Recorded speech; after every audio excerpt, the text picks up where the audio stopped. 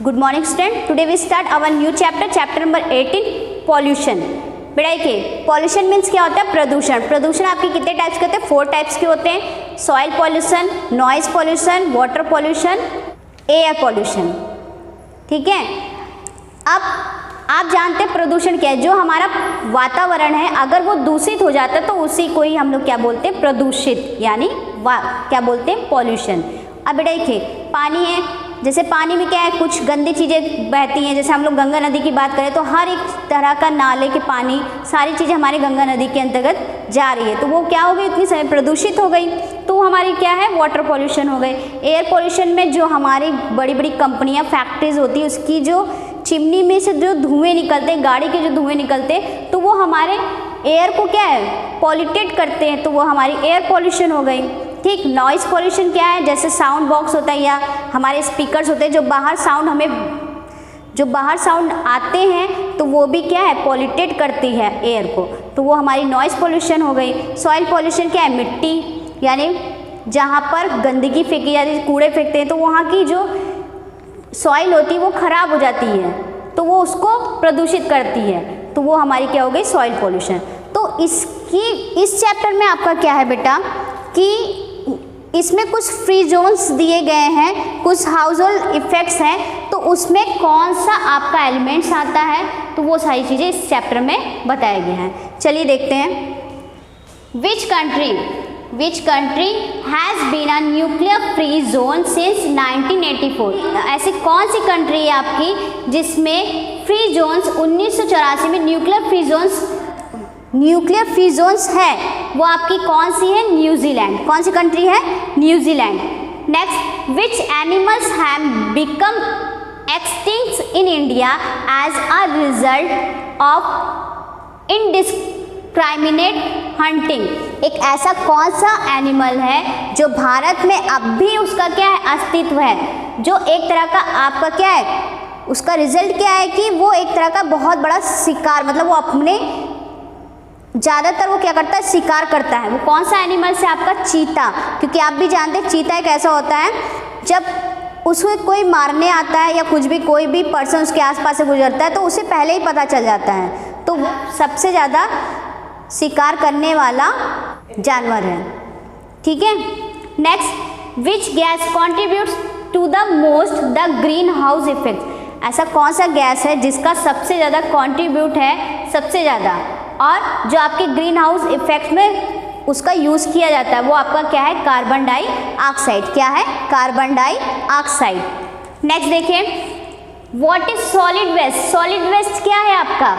तो solid waste क्या है? जो जंक अप्लियंस होते हैं और व्हीकल्स, यानी जो आपके व्हीकल्स और अप्लियंस जो कंपोनेंट्स होते हैं, जो सारे सामान होते हैं, उसमें जब जंक्स लग जाते हैं, वही हमारे क्या कहते हैं? Solid waste.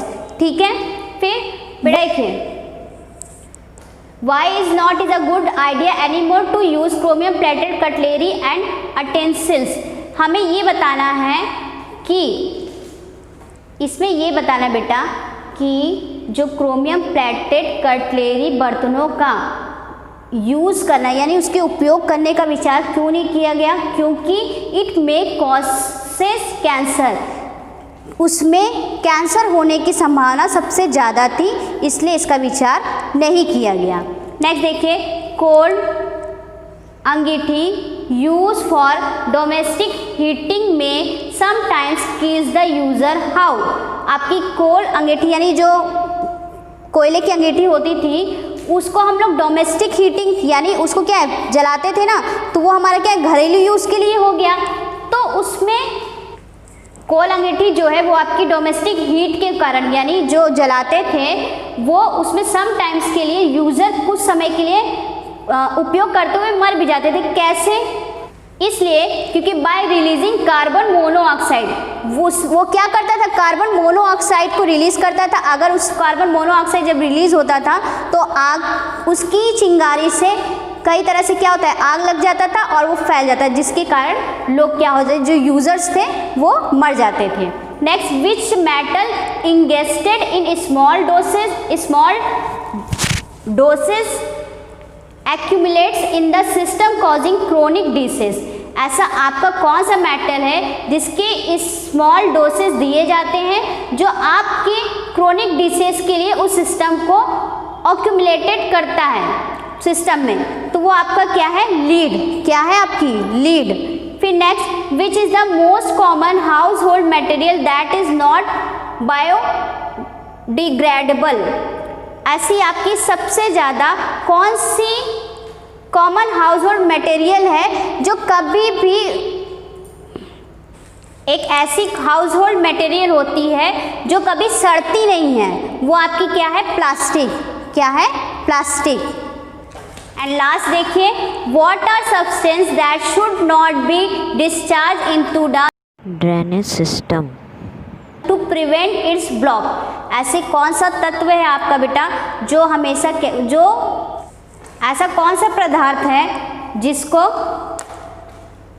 जिनकी रुकावट को रोकने के लिए प्रणाली का निर्वहन नहीं किया जाता, यानी ब्लॉकेज को रोकने के लिए जो ड्रेनेज सिस्टम है उसको रोका नहीं जाता है, तो वो आपका क्या है, ऑयल एंड ऑयली सब्सटेंस। क्या है, ऑयल एंड ऑयली सब्सटेंस। ये चैप्टर जैसे दिया है वैसे आपको कॉपी में भी करना है, क्लियर है। तो ये PA सेकेंड का लास्ट चैप्टर है आपका, तो ये चैप्टर नंबर 18 कंप्लीट है। Thank you.